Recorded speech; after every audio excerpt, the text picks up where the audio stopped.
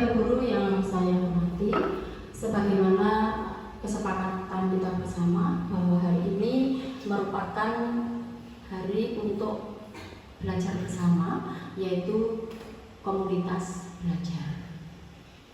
Sebagaimana yang kita sepakati juga bahwa kita selama 1 minggu itu ada 2 jadwal, yaitu hari Selasa dan hari Kamis. Hari ini kita akan mengangkat tema seperti yang sudah saya share di grup Kombel, yaitu disiplin positif. Komunitas belajar ini bertujuan untuk mencari permasalahan di dalam pembelajaran sehingga pembelajaran kita di dalam kelas itu berkualitas. Apabila pembelajaran itu berkualitas, maka hasil yang kita harapkan dari belajar siswa itu tentu juga berkualitas baik. Karena perencanaan itu memang mempunyai peranan yang sangat penting. Komunitas belajar ini sangat penting kita pandang untuk memecahkan suatu permasalahan. Jadi permasalahan yang diangkat dalam komunitas belajar ini bukan curhat masalah pribadi tentang masalah, tetapi masalah siswa di sekolah, di kelas yang Bapak Ibu temui. Baiklah Bapak Ibu, langsung saja ini kita mulai komunitas belajar dengan tema disiplin positif.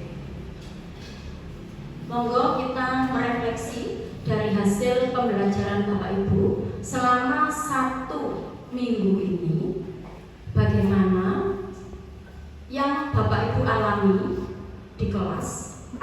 Bapak Ibu monggo kita refleksi yang panjenengan temui baik di dalam kelas maupun berdasarkan observasi atau pengalaman Bapak Ibu selama anak-anak di luar kelas terkait dengan disiplin positif mereka.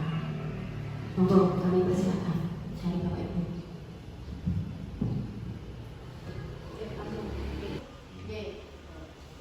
Baik, terima kasih atas kesempatannya.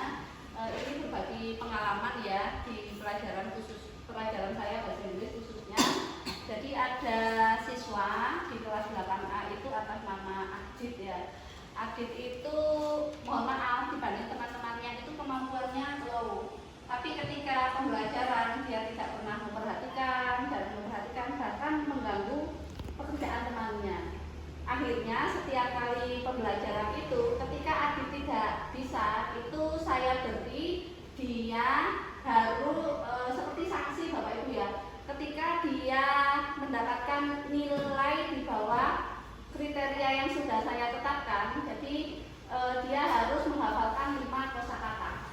Setiap kali seperti itu. Nah, ternyata karena Adit itu memang anaknya super dan sulit untuk dirubah, sehingga setiap pembelajaran saya ada positifnya. Sampai sekarang dia saya beri list ya, itu dari 30 kata yang saya berikan kepada Adit, alhamdulillah di 1 bulan ini Adit sudah menghafalkan lebih dari 20 kata. Seperti itu Bu. Terima kasih.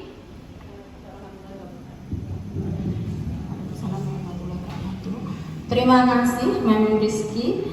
Jadi ini Bapak Ibu salah satu contoh tentang refleksi dari Mem Rizky bahwa siswa kita atas nama Adit itu kemampuan bahasa Inggrisnya rendah, tetapi bagaimana beliau mengatasinya atau antisipasinya itu dengan cara memberikan kosakata setiap hari, dan itu merupakan bisa dikatakan punishment tapi juga sekaligus reward. Karena apa? Punishmentnya dia harus melakukan sesuatu yang mungkin sebelumnya belum pernah, tapi ini dia dengan terpaksa melakukan. Hasilnya apa? Dia mau belajar dan hasilnya dampaknya menjadi baik. Mungkin yang lainnya monggo.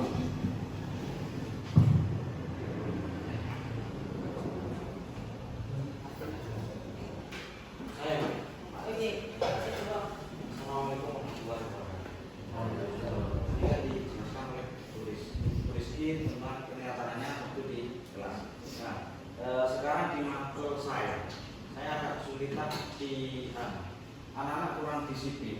Dengan adanya pelajaran saya itu seakan-akan anak-anak itu oh saya punya Pak Rosid enak nih, yang penting Pak Rosid gak mukul gitu. Nah sekarang kan siswa itu banyak yang berpikiran bahwasanya siswa itu ditegeni oleh orang-orang besar. Nah, jadi guru mau melakukan sesuatu untuk mendisiplinkan anak-anak itu agak kesulitan. Nah, yang saya tanyakan bagaimana solusi untuk anak-anak yang memang ketika di jam saya, entah di guru lain, di jam saya sedang membahas kesepakatan, tapi dilanggar sama anak.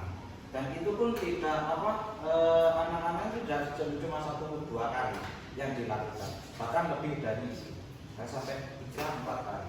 Pelanggarannya adalah kadang yang contoh saja makan di kelas, ini makan di kelas. Nah, anak-anak masih diperbolehkan makan di kelas itu, anak-anak masih menawar untuk yang tidak mau makanan untuk beli. Nah itu kan sudah melebihi dari apa konsekuensi yang ada. Nah, untuk menyikapi yang seperti itu agar anak-anak lebih disiplin lagi dan lebih positif untuk mengikuti pelajaran, itu mohon penjelasannya dan solusi. Terima kasih.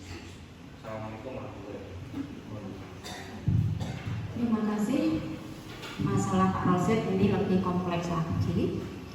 Mungkin dari Bapak Ibu yang mempunyai pengalaman, monggo bisa berbagi. Ini dari Pak Didik, mungkin yang kemarin sepertinya ada BMF atau apa begitu, bisa dibagikan kepada kita semua sehingga ini kita anggap sebagai praktek baik. Monggo Pak Didik disampaikan di depan bagaimana solusi, misalnya dari Bu Rizky, dari Pak Rosid, mungkin dari Bapak Ibu yang lainnya. Dipersilakan.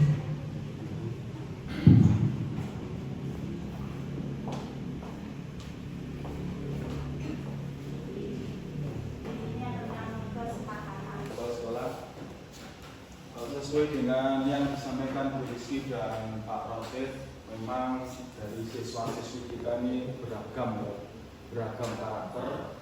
Jadi kalau kita mengacu kepada kurikulum saat ini, ada yang namanya berdiferensiasi dan semuanya, kemudian ada yang namanya model pembelajaran yang harus kita ampu, masing-masing memiliki model karakter yang berbeda. Bapak Ibu yang saya hormati, mohon izin terkait dengan penanganan siswa yang tadi, ada yang siswa yang lebih mampu dalam hal satu materi tertentu, ada yang kurang. Kemudian ada yang satu kurang fokus, dan ini termasuk pengendalian kelas. Jadi Bapak Ibu dalam menyusun modul nanti bisa disesuaikan. Sebelum menyusun modul berarti harus ada Bapak Ibu untuk mengetahui karakter dari kelas tersebut. Misalnya kalau kita menggunakan model pembelajaran, jadi model pembelajaran disesuaikan dengan kebutuhan siswa, dalam arti ketika siswa ini modelnya ini kok tidak sesuai dengan keinginan, kemudian kurang berminat, berarti modul yang sudah disusun berarti bisa direvisi, disesuaikan dengan kebutuhan. Kemudian untuk siswa yang disampaikan Pak Rosid tadi itu sesuai dengan kesepakatan kelas, berarti Bapak Ibu dalam kesepakatan kelas tidak harus menuruti kehendak siswa, tetapi harus disesuaikan dengan kebutuhan kita. Karena kalau kita turuti seperti tadi, saya dengar tadi ada siswa diperbolehkan makan camilan di kelas, ya. Berarti itu sangat mengganggu. Berarti bisa di-cut atau diganti yang lain yang lebih positif. Kemudian terkait dengan disiplin positif, ketika Bapak Ibu sudah menyampaikan modul Bapak Ibu yang sudah disampaikan dengan praktek pembelajarannya, kemudian ada siswa yang tadi biasanya itu tidak mengikuti dengan serius, pun tiba-tiba karena model Bapak Ibu ini sangat digemari anak, kadang-kadang anak-anak tidak suka membaca, tapi suka menonton video. Berarti itu bisa dimasukkan sehingga modelnya ada anak yang tidak suka menulis, tapi Bapak Ibu memberikan praktek yang lain. Kemudian anak itu bisa menunjukkan karakter disiplin sehingga misalnya ketika anak terlambat, itu dengan sendirinya sadar mengatakan bahwa maaf saya terlambat, saya belum mengikuti Bu, tapi saya siap untuk mengikuti belajar. Nah ini berarti menunjukkan anak tersebut berperilaku disiplin positif. Saya kira cukup singkat menurut saya yang sudah saya lakukan di kelas 7B, ada yang namanya baru itu super aktif dalam itu, sehingga anak super aktif berarti kita berikan model pembelajaran yang lain. Kalau aktif berarti anak ini sering diberikan model pembelajaran yang lain, sehingga anak-anak berikutnya begitu, sehingga di situ terbentuk kelompok-kelompok kecil, sehingga di situ proaktif semuanya. Tetapi ketika tidak mengikuti, dengan dirinya sadar karena senang, dia menyatakan mohon maaf saya terlambat dan sebagainya, saya belum mampu, sehingga sadar sendirinya dengan mengikuti kesepakatan kelas yang kita bentuk tadi. Demikian saya kira. Mungkin yang lebih berpengalaman dari yang lain, Bapak Ibu boleh memberikan masukan, ini kita berkolaborasi. Demikian, terima kasih Bu. Assalamualaikum warahmatullahi wabarakatuh.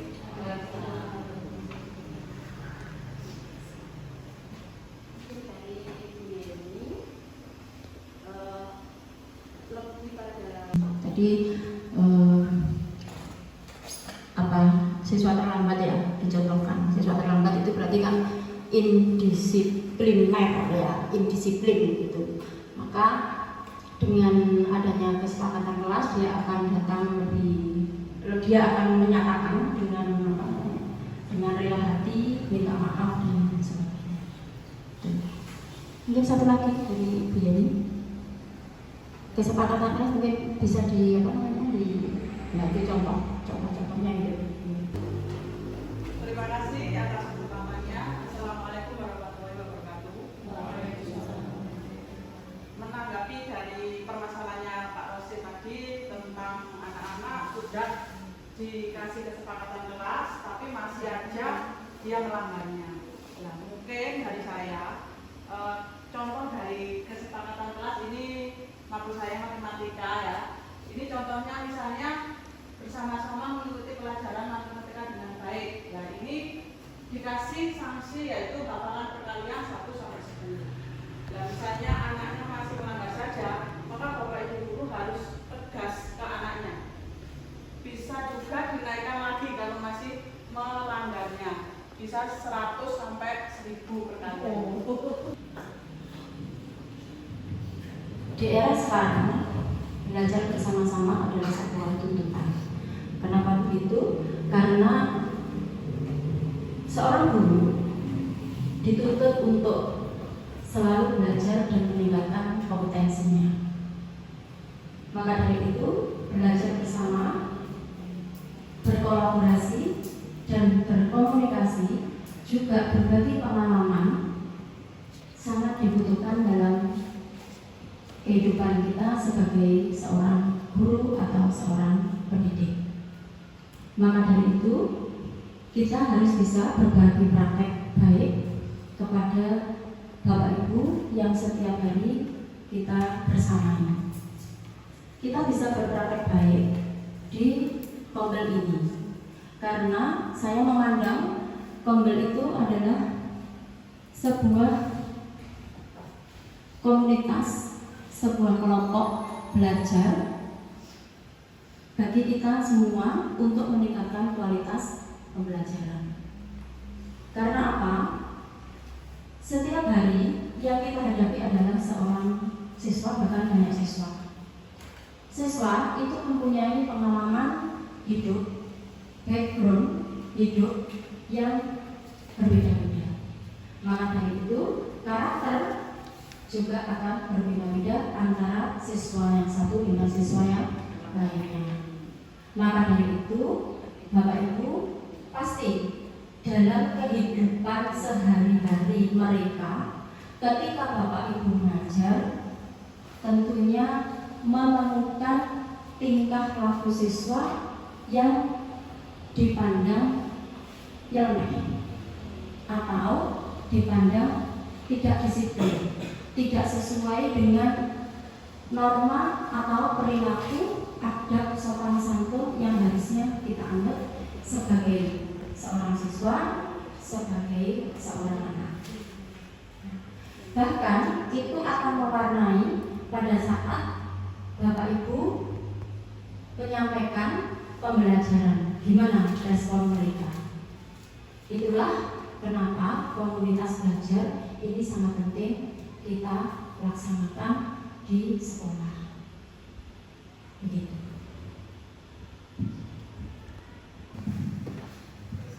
Baiklah Bapak Ibu, kita sudah ada di penghujung waktu. Terima kasih atas atensinya bersasamanya hari ini. Semoga apa yang kita laksanakan hari ini bisa bermanfaat. Adapun untuk refleksi ke depan akan kita bahas lagi pada pertemuan yang